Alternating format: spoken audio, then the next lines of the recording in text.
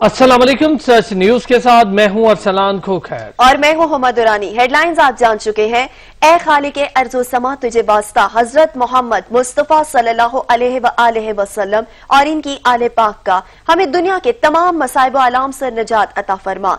ए अल्लाह मोहम्मद सल्लल्लाहु अलैहि वसल्लम और आले मोहम्मद सल्लल्लाहु अलैहि वसल्लम के सदक़े में कश्मीर और फलस्तीन समेत दुनिया भर के मजलूम मुसलमानों की मदद और नुसरत कर और इन्हें आजादी की नेमत से सरफराज फरमा। आमीन सुम आमीन। विफाकी हुकूमत ने 15 सितंबर से स्कूल खोलने का ऐलान कर दिया। विफाकी वजीर असद उमर ने कहा कि रोड और रेल ट्रांसपोर्ट को भी 10 अगस्त से खोल दिया जाएगा। सिनेमा हॉल, थिएटर्स, रेस्टोरेंट्स और शादी हॉल भी एसओपी के तहत 10 अगस्त को खोले जा सकेंगे। मज़ारात भी 10 अगस्त से खुल जाएंगे, लेकिन उर्स के लिए सूबाई हुकूमत से इजाजत लेनी होगी। मुहर्रम के लिए उलमा के ताबुन से एसओपीज बना ली गई है। 15 सितंबर को एक तारीख दी जा रही है जिस दिन तालीमी इदारे खोले जाएंगे, लेकिन एक आखिरी रिव्यू जो है वो 7 सितंबर के दिन किया जाएगा। एजुकेशन मिनिस्टर फेडरल जो हैं वो सूबाई तालीम के जो वज़रा हैं उनके साथ मिलकर एक आखिरी दफ़ा करेंगे। आज ये भी फैसला किया गया कि जो रेस्टोरेंट्स, कैफ़ेज़ वगैरह हैं ये आउटडोर भी और इंडोर भी, यानी बाहर बैठने का जहाँ पे इंतज़ाम है वहाँ भी और अंदर भी जहाँ पे इंतज़ाम है वहाँ पर 10 अगस्त तक, इनको 10 तारीख को पीर के दिन इनको खोलने की इजाज़त दे दी जाएगी। अगले 2 से 3 दिन के अंदर इनके एसओपी जो हैं वो फाइनलाइज कर दिए जाएंगे। ये जो हैं टूरिस्ट इलाके जो हैं और इनके होटल्स वगैरह जो हैं इनको परसों से यानी 8 अगस्त से खोल दिया जाएगा।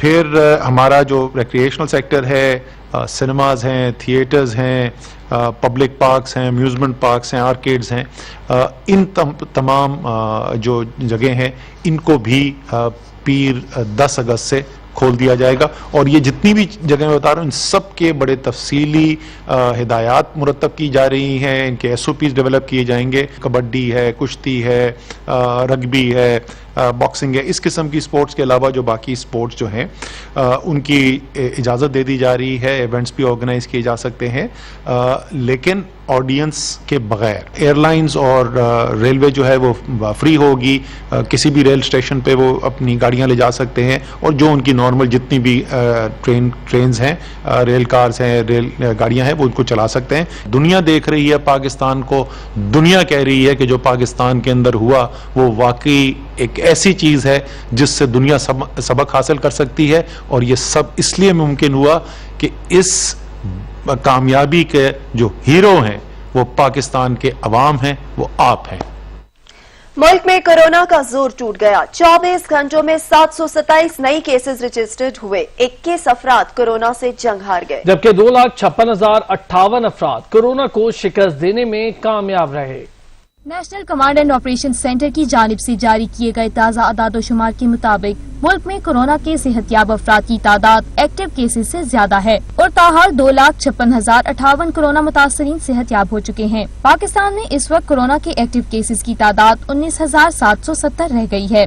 मुल्क भर में कोरोना वायरस के 727 नए केसेस रिपोर्ट हुए हैं। कोरोना केसेस की मजमूई तादाद 2,81,863 हो गई है। गुज़िश्ता 24 घंटों में कोरोना से 21 अफराद जाँ बहक हुए। वायरस से जाँ बहक होने वाले अफराद की तादाद 6,035 हो गई। National command and operation centre के मुताबिक गुज़िश्ता 24 घंटों में 15,000 टेस्ट किए गए। मुल्क भर के 735 अस्पतालों में कोरोना मरीजों के लिए सहूलियात मौजूद हैं। इस वक्त मुल्क भर में 1,365 कोरोना मरीज अस्पतालों में जेर इलाज हैं। मुल्क भर में कोरोना मरीजों के लिए 1,859 वेंटिलेटर्स दस्तयाब हैं, जबकि 149 कोरोना मरीज वेंटिलेटर्स पर हैं।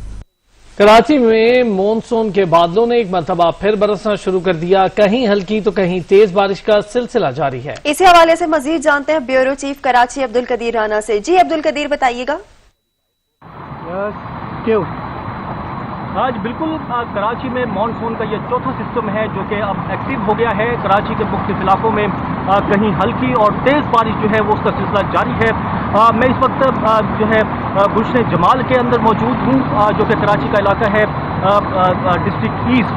उसके अंदर भी जो है बारिश हुई है। आपके रोड पे थोड़ा सा वक्फा आया है, लेकिन इस बारिश ने जो है पूरी गलियाँ और जो है उसको जलथल कर दिया है। अगर ये देखें, इससे पूरा जो है जैसे कोई नहर चलती हुई दिखाई दे रही है। इसी तरह तमाम जो है गटर और वो जो है भरे हुए हैं, गलियां भरी हुई हैं। अभी से ही लोगों को जो है चलने फिरने में मुश्किलात का सामना हो गया है। लेकिन अगर ये परसों जुम्मा और हफ्ते को जो है जो बारिश होगी वो मजीद तेज होगी इन 2 दिनों में, और इतवार को भी ये सिलसिला जारी रहेगा, लेकिन इतवार को जो है ये सिस्टम हल्का हो जाएगा। बहरहाल इस वक्त जो है बिजली भी कराची के अक्सर इलाकों से वो गायब हो चुकी है जैसे ही ये बारिश का आगाज़ हुआ था, और गलियां जो है वो जलथल हो गई हैं।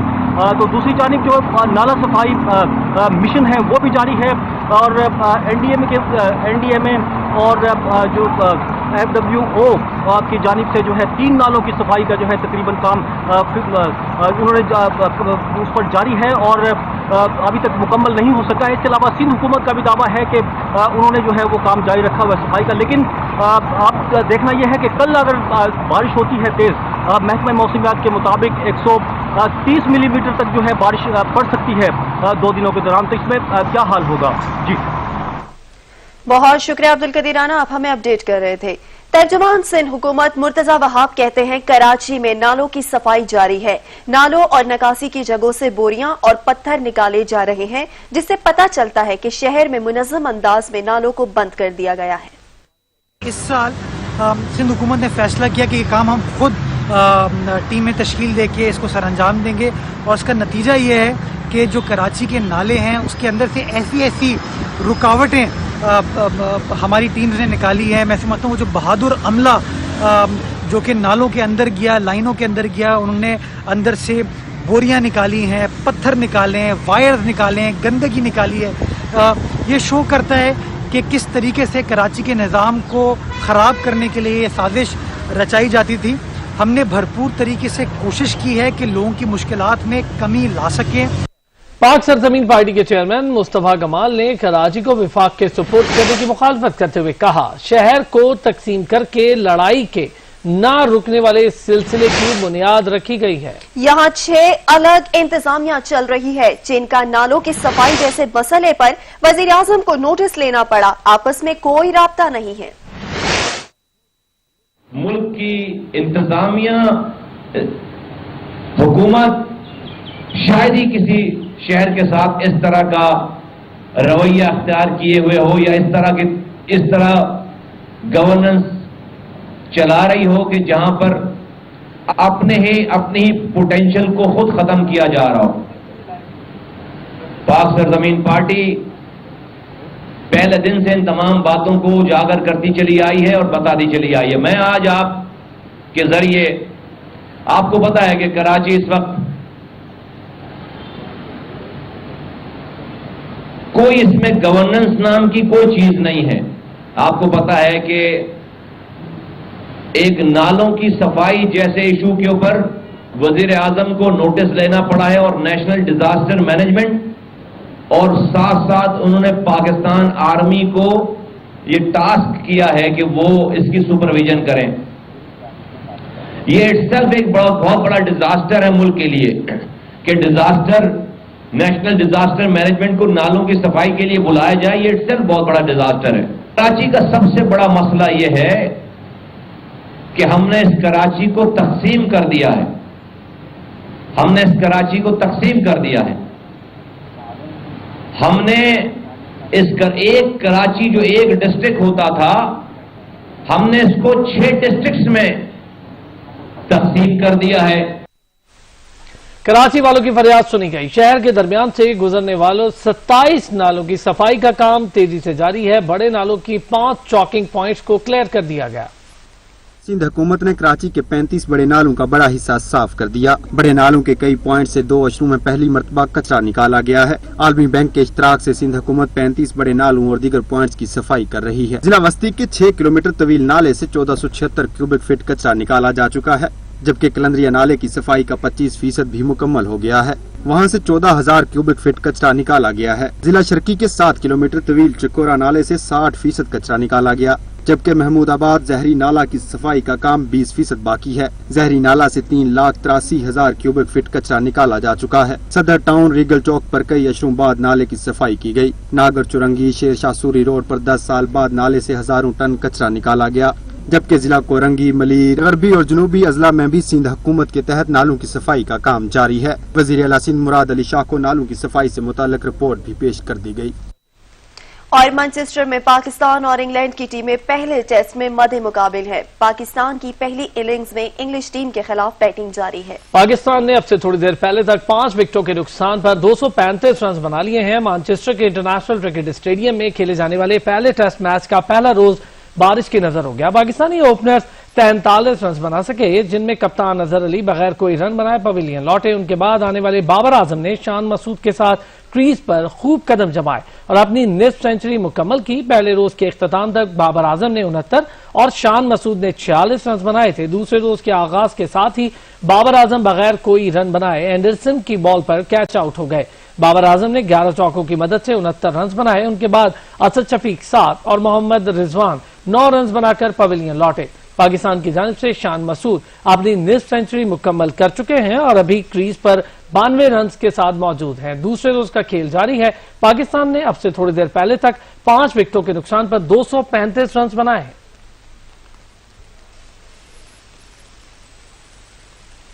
हमारे साथ इसी पर बात करने के लिए स्पोर्ट्स तजियाकार अली सलमान साहब हमारे साथ मौजूद है। अली सलमान साहब, बहुत शुक्रिया आपका। पाकिस्तान ने ओपनिंग अच्छी की, बेहतर गया स्टार्ट आज बड़े अरसे के बाद और एक कोरोना की वबा के बाद एक रुकी हुई खेल का आगाज हुआ। कोई बुरी परफॉर्मेंस नहीं रही बैटिंग की, लेकिन हाँ, जो सीनियर प्लेयर्स थे वो कुछ बड़ा स्कोर नहीं कर पाए। अस्सलाम वालेकुम and thank you so much for inviting me. देखिए, बिल्कुल आपने सही कहा कि कोरोना के बाद बायो सिक्योर माहौल में ये सीरीज खेली जा रही है और हम सब मुंतजिर थे कि कब क्रिकेट का आगाज हो और इस अंदाज से अब ये सीरीज खेली जा रही है। उम्मीद करते हैं कि बड़ी इंपॉर्टेंट सीरीज है, क्योंकि आपको मालूम है कि एक मैच का पॉइंट 120 पॉइंट की हर सीरीज है। और जिस तरह पाकिस्तान ने आगाज किया, थोड़ा अच्छा आगाज तो कह सकते हैं, क्योंकि 39 रन से ओपनिंग स्टैंड फराम किया, लेकिन उसके बाद पाकिस्तान की टीम स्ट्रगल करती नजर आई। लेकिन आज जिस तरह से बाबर आजम आउट हुए हैं, मैं उसको जरूर कहूंगा कि थोड़ा सा वो ओवर कॉन्फिडेंट नजर आए, क्योंकि सब पूरी दुनिया में उनके हवाले से बात हो रही है, सब उनको बहुत प्रेज कर रहे हैं, फैब 4 में उनको शामिल किया जा रहा है। लेकिन एक ऐसा प्लेयर जिसपे इतना ज्यादा डिपेंड कर रही हो पाकिस्तान की टीम, पाकिस्तान की पूरी नेशन इतना डिपेंड कर रही हो, आज जिस कंडीशन में पाकिस्तान की टीम है ये स्ट्रगल करती सब पाकिस्तान की टीम नजर आ रही है, उसके जिम्मेदार भी किसी न किसी हद तक बाबर आजम ही है।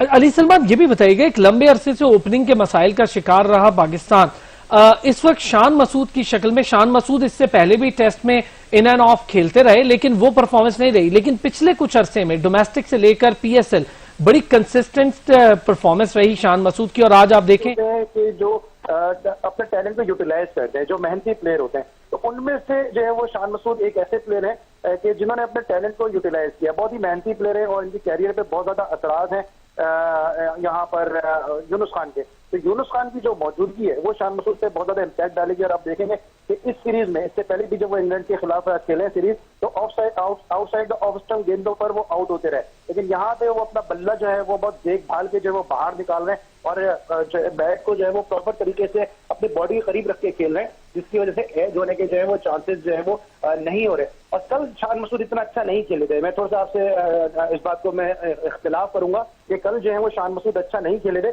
कल उनके विकेटों के पीछे उन्होंने जो है वो रन गए, कुछ उनको चांसेस भी मिले, स्टंप भी उनका छूटा, कैच भी उनका छूटा और पाँव के बीच में से भी एक उनका इनसाइड एज निकला, लेकिन आज थोड़ी बेहतर बैटिंग की है शान मसूद ने।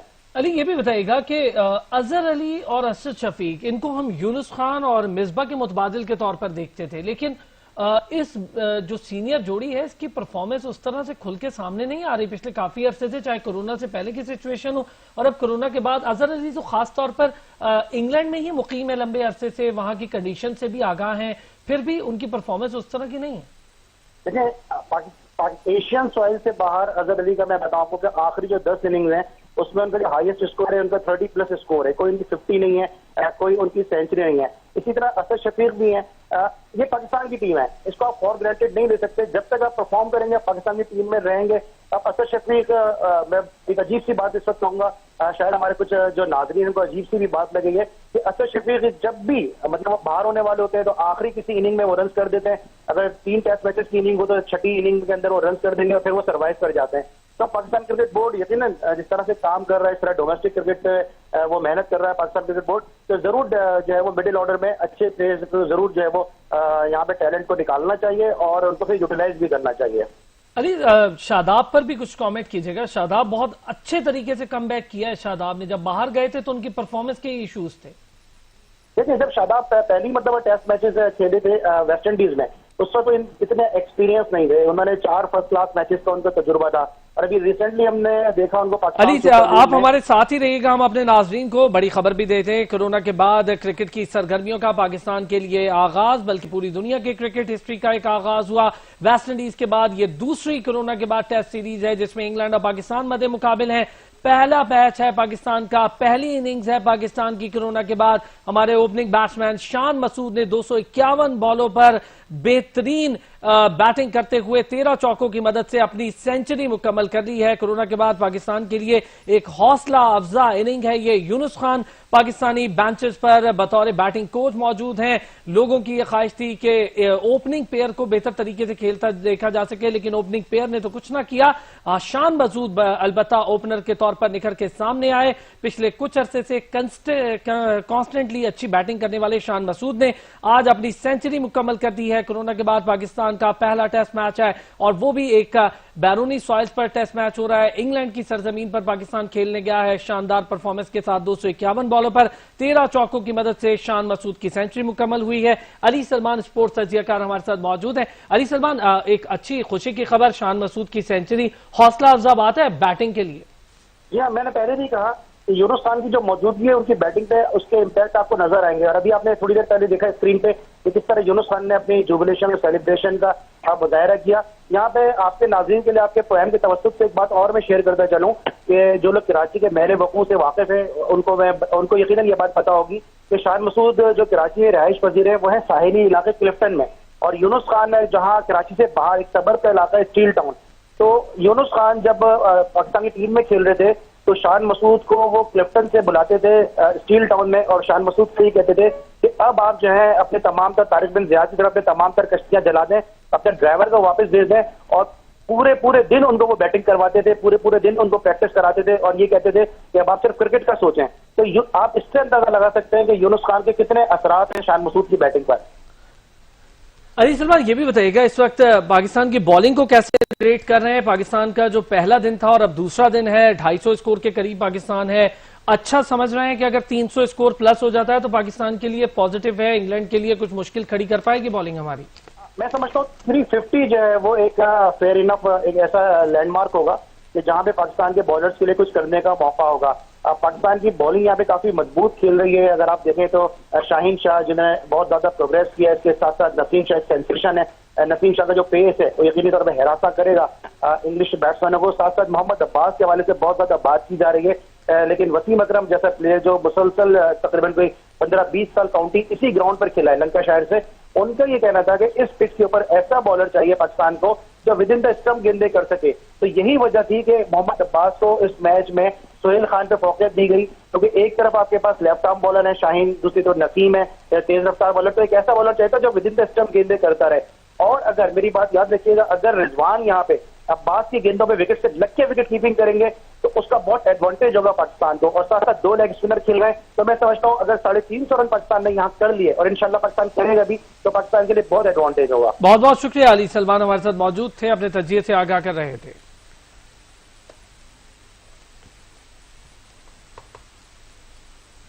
مزید خبریں ہوں گی ایک بریک کے بعد, ہمارے ساتھ رہیے. وفاقی حکومت نے کورونا کو شکست کے بعد لاک ڈاؤن ختم کرنے کا فیصلہ کر لیا ہے. وفاقی حکومت نے یہ فیصلہ کر لیا ہے کہ کورونا کو شکست دی جا چکی ہے, اب لاک ڈاؤن کو ختم کر دیا جائے. مرحلہ وار لاک ڈاؤن ختم کرنے کا فیصلہ کیا گیا جس کی نوید اسد عمر صاحب نے سنائی. 8 اگست 10 اگست اور پھر آنے والے ستمبر میں مختلف مرحلوں میں مختلف کاروبار, اسکول, یونیورسٹیز کو کھولا جائے گا. ہمارے ساتھ پی ایم اے کے سیکرٹری جنرل ڈاکٹر کیسر سجاد موجود ہیں. ڈاکٹر صاحب بہت شکریہ آپ کا, آپ نے ہمیں وقت دیا. سر, مختلف مرحلوں میں کھولا جا رہا ہے, لاک ڈاؤن کو ختم کیا جا رہا ہے, کیسے دیکھ رہے ہیں اس فیصلے کو؟ بسم اللہ الرحمن الرحیم, بہت شکریہ آپ کا. بات یہ ہے کہ حکومت پورے پاکستان کی صورتحال کو دیکھ رہی ہے اور ظاہر ہے وہ فیصلہ کر رہی ہے کہ لاک ڈاؤن کو ختم کرنا ہے. تو ہو سکتا ہے کہ یہی عوام کے انٹرسٹ میں ہو, یہی صحیح ہو, لیکن پاکستان میڈیکل ایسوسی ایشن یہ سمجھ رہی ہے کہ شاید یہ بہت جلدی فیصلہ ہو رہا ہے. ہونا یہ چاہیے کہ ہمارے پاس ابھی جو وہ جو 2-3 افیکٹ ہے ہمارے ایونٹس ہمارے پاس جو ہے اس سے ہمیں خطرہ ہے. خاص کر ابھی عید کے بعد کم از کم 10 تاریخ تک ہمیں اس کے رزلٹ ہمیں ملتے ہیں جو اگر عید کے بعد اگر یہ اسپریڈ ہوا ہے تو.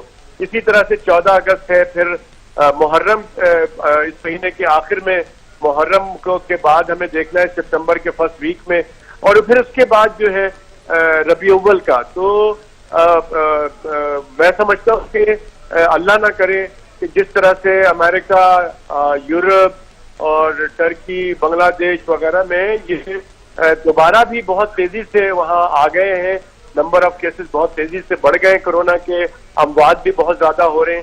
تو ہمیں ان تمام ممالک کو سامنے رکھتے ہوئے فیصلہ کرنا چاہیے. اللہ کرے کہ یہ سب باتیں غلط ہوں اور ایسا نہ ہو اور سب کچھ اسی طرح سے ہمارے ساتھ چلتا رہے اور نمبر آف کیسز مزید کم ہوتے رہیں, اس میں اضافہ بالکل نہ ہو اور ہمارا کاروبار بھی چلتا رہے. لیکن اگر خدا نہ خواستہ اگر نمبر آف کیسز میں اضافہ ہوتا ہے اور تو پھر ہمارے لیے وہی سچویشن ہو سکتی ہے جو کہ جون کے مہینے میں ہوا اور عید کے بعد ہوا. تو لہذا میں سمجھتا ہوں کہ تھوڑا سا جلدی فیصلہ ہو گیا ہے, لیکن حکومت ظاہر ہے فیصلے کر سکتی ہے عوام کے بہتری کے لیے. جو فیصلہ کرتے ہیں ہو سکتا ہے کہ اس میں بہتری ہوگی. ڈاکٹر صاحب, اسمارٹ لاک ڈاؤن کے طریقہ کار پر آپ سے مختلف حوالوں سے بات بھی ہوتی رہی سچ ٹیلی ویژن کی. یہ بتائیے گا, اسمارٹ لاک ڈاؤن کے طریقہ کار بہتر رہا, آپ سمجھتے ہیں کہ اچھا طریقہ تھا, اور اس کے بعد اب کاروبار کے لیے حکومت پر پریشر تھا, عید پر بھی کاروبار صحیح طرح سے نہیں کھل پائے, اور پھر آنے والے دنوں میں اب اسکولز بہت زیادہ پریشانی کا شکار ہو گئے, جب اسکولز کو فیسز نہیں ملیں گی تو وہ اپنے اخراجات پورے نہیں کر پائیں گے.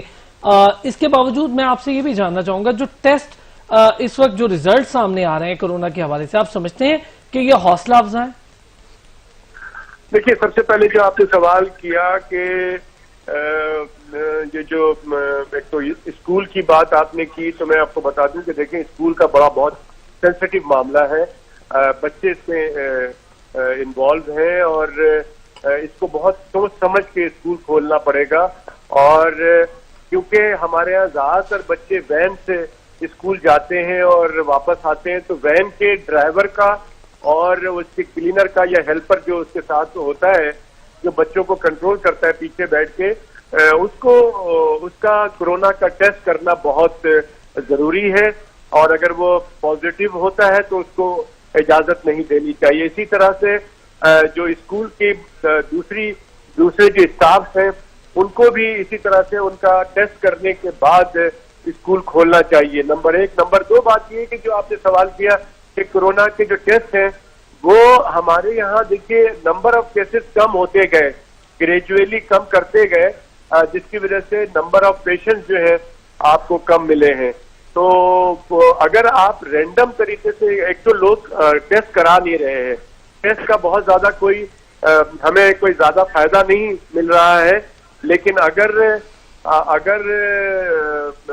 رینڈم ٹیسٹ کیا جائے تو بہت اچھا رہے گا. تیسری بات آپ نے کی ہے اسمارٹ لاک ڈاؤن کا. دیکھیے, اسمارٹ لاک ڈاؤن اس وقت ہوتا ہے جب آپ کے کیسز کم ہونے شروع ہو جاتے ہیں.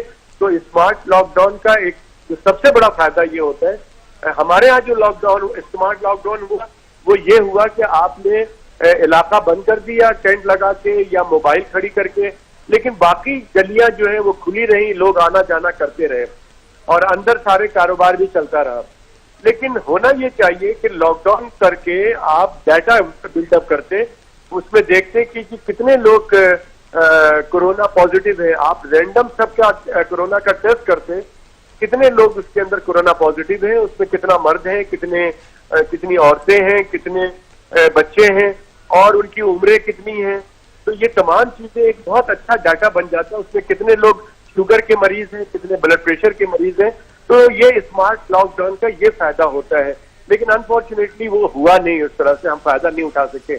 تو میں سمجھتا ہوں کہ اس وقت جو ہماری حالت ہے, اگر ہم اگر یہ کہیں کہ ہم عوام نے کسی ایس او پیز کو فالو نہیں کیا, اس کے باوجود بھی یہ نمبر آف کیسز کم ہے, نمبر آف اموات कम है और हुकूमत भी SOPs पे बहुत अच्छा इस पे अमल दरामद नहीं करा पाई और उसके बावजूद भी हमारे केसेस कम है। तो मैं समझता हूँ कि कुदरत का बहुत बड़ा इसमें अमल दखल है और कुदरत ने पाकिस्तानी अवाम पे बहुत रहम किया है और मैं समझता हूँ कि उम्मीद यही करता हूँ कि यही सिस्टम चलता रहे तो बहुत अच्छा है।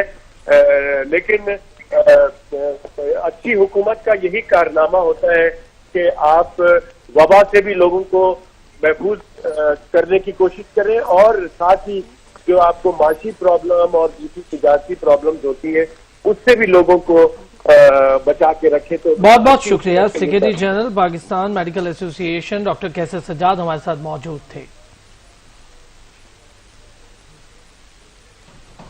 वफाकी वजीर रेलवे शेख रशीद अहमद ने कहा है शहबाज शरीफ का केस संजीदा है, इन्हें तावीज धागा करना चाहिए। आसिफ अली जरदारी ने क्रिमिनल प्रोसीजर में PhD कर रखी है। हिज़्ब इख्तिलाफ का जल्द मुतालबा होगा कि नैब खत्म करो, हम इमरान खान के साथ हैं। ये फर्द जुर्म लगी है और उसका केस सीरियस है, उसको कोई शहबाज शरीफ को तवीज धागे का काम करना चाहिए और कोई तावीज शवीज करे उसका और हमजा के केस सबसे ज्यादा सीरियस हैं, मनी लॉन्ड्रिंग वाले, उस पर विटनेसेस भी सख्त हैं।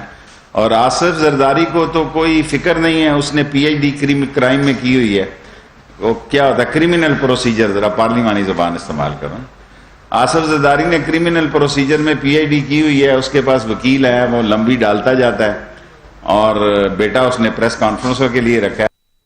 कौमी असेंबली में कायदे हिज़्ब इख्तिलाफ मियां शहबाज शरीफ और उनके फर्जंद हमजा शहबाज पर रमजान शुगर मिल्स केस में फर्द जुर्म आयद कर दी गई। इसी पर रिपोर्ट करेंगे नबील नकवी।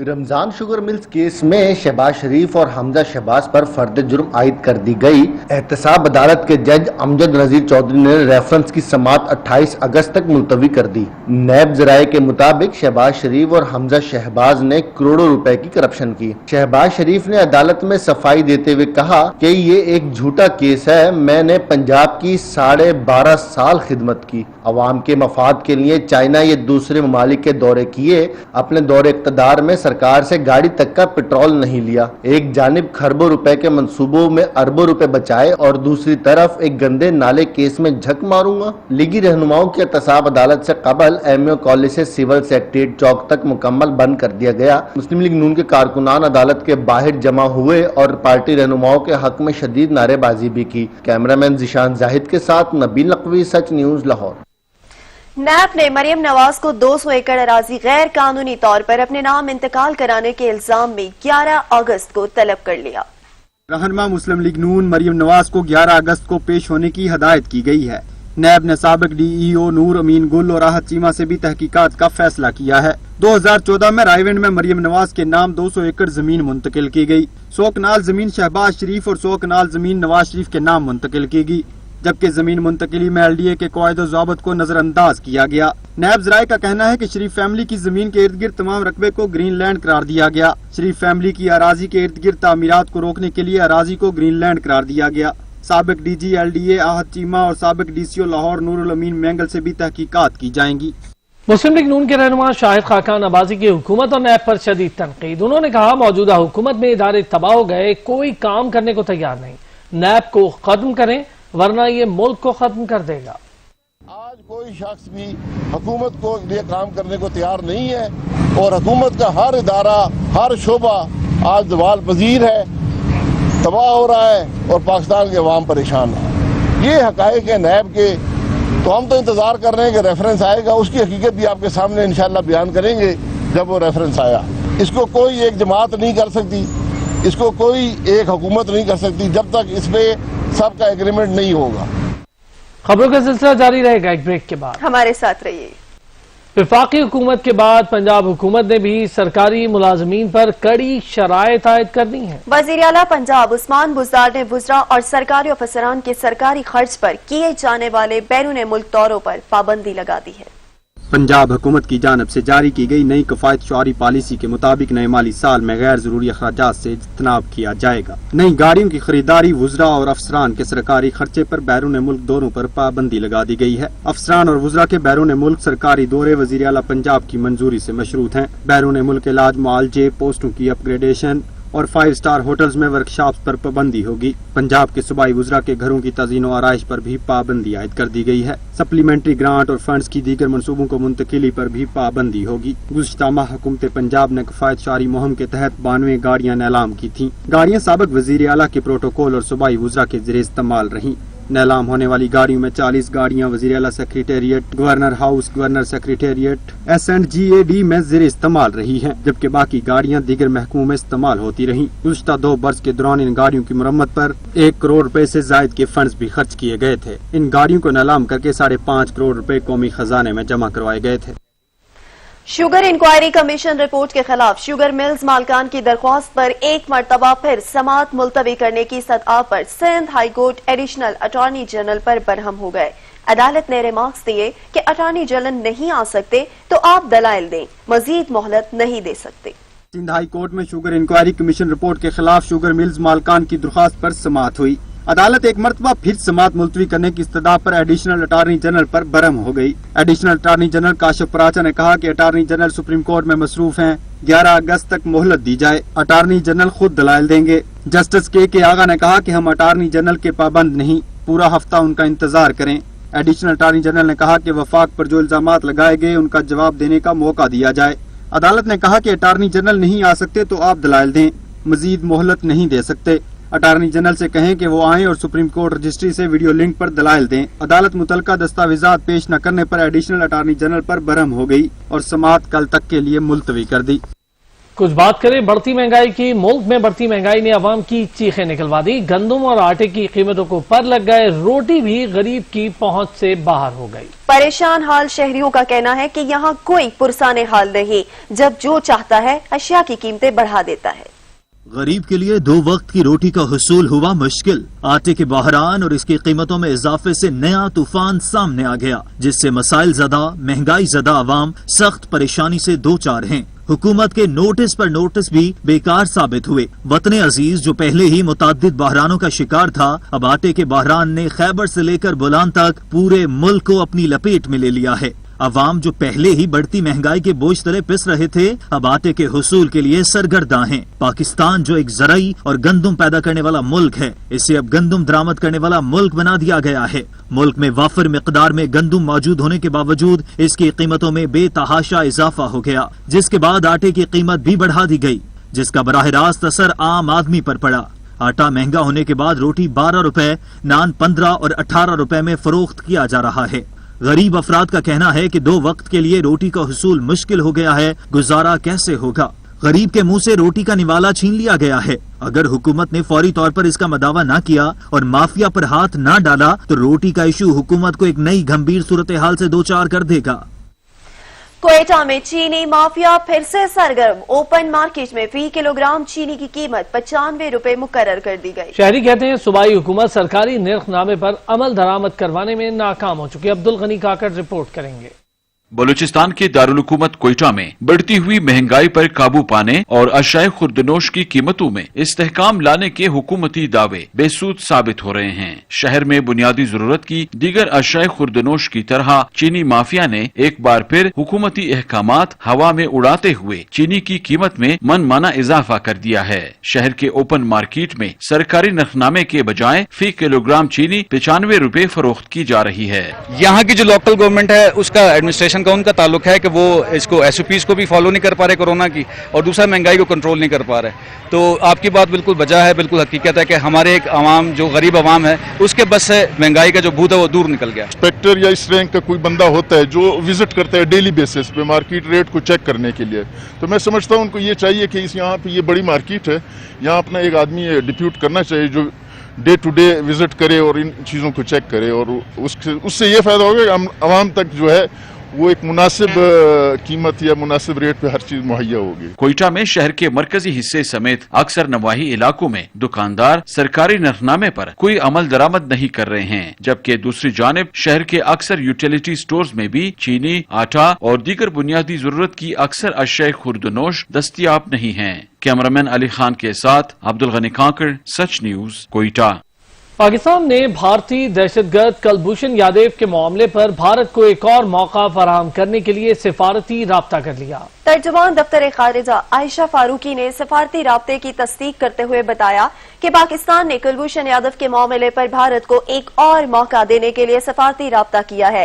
इस्लामाबाद हाई कोर्ट ने कुलभूषण यादव का वकील मुकर्रर करने के लिए राब्ते का हुक्म दिया था, लिहाजा अदालती हुक्म के मुताबिक भारत से राब्ता किया और जवाब का इंतजार है।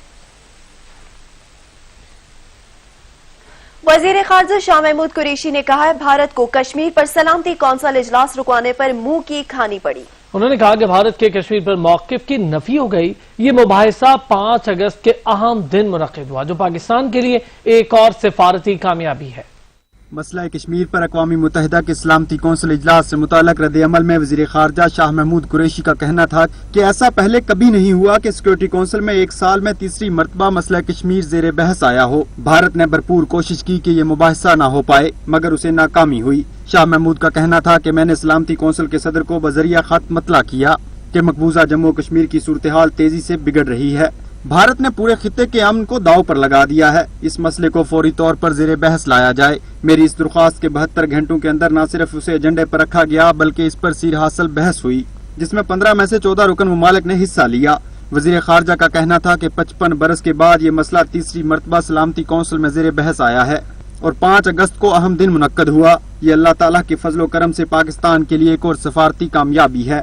हिंदुस्तान ये तासर देने की कोशिश कर रहा था कि ये दो तरफा या अंदरूनी मसला है। सलामती कौंसिल इजलास से इसकी नफी हो गई और बहस के एजेंडे ने वाजे कर दिया कि यह आलमी नोयत का मसला है।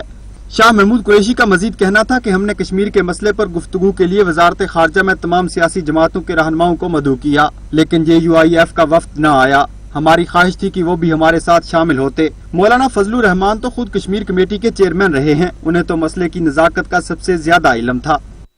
लेबनान में होने वाला धमाका हर जानिब तबाही और बर्बादी के मनाजिर छोड़ गया। अब तक 157 अफराद जान की बाजी हार चुके, 3000 के करीब अफराद जख्मी हालत में हॉस्पिटल में जेर इलाज हैं। गवर्नर बैरूत कहते हैं सानहे ने हिरोशिमा और नागासाकी पर हमले की याद ताज़ा कर दी।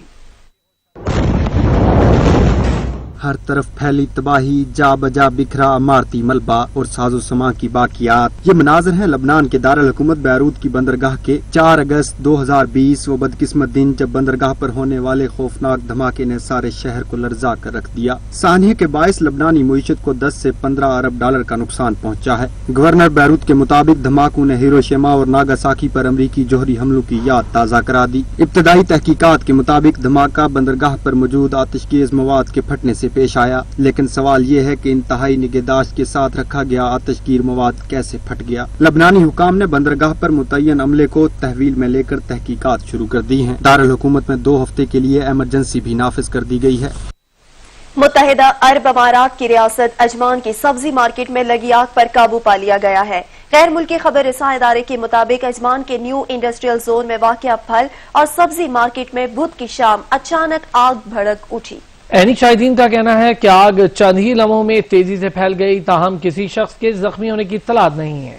जराये के मुताबिक दुबई और शारजा से फायर फाइटर्स बुलाकर आग पर काबू पाया गया। हुकाम का कहना है कि आग लगने की वजूहात जानने की कोशिश की जा रही है। अजमान की मार्केट में लगी आग ने तकरीबन तमाम अशिया को जलाकर राख बना दिया। अलबत्ता कोरोना के बायस मार्केट 4 माह से बंद पड़ी थी, कोई शख्स उसमें मौजूद नहीं था, इसलिए किसी भी किस्म के जानी नुकसान का अंदेशा नहीं। जराये के मुताबिक मार्केट में प्लास्टिक का सामान बड़ी तादाद में मौजूद था, इसलिए आग ज्यादा भड़की और काबू पाने में वक्त लगा।